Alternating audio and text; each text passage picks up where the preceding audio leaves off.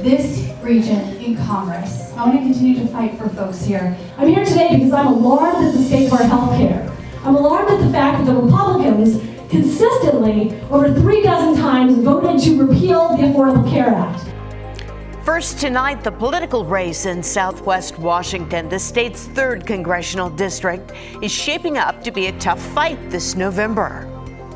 It's a race that has Republicans hoping incumbent Jaime Herrera Beutler can hang on, and Democrats hopeful that a blue wave can sweep challenger Carolyn to victory. Both women spoke today at a forum. KGW's Lindsay Nadrich was there, and Lindsay, you were not alone. I was not. It was completely packed. Voters I spoke with say they've seen bigger turnouts at election events this year than in the past.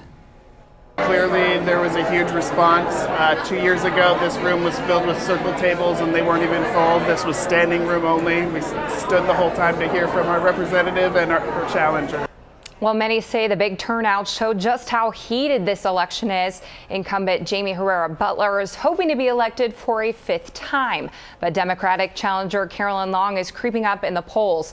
Typically in a midterm election like this, experts say you would expect the incumbent to have the advantage. But this year, it's not a given she'll win.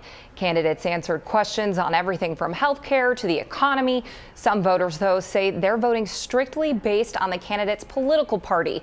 Our political analyst says that's a trend we're seeing across the country. I spent too much of my life defending the Constitution to throw it away.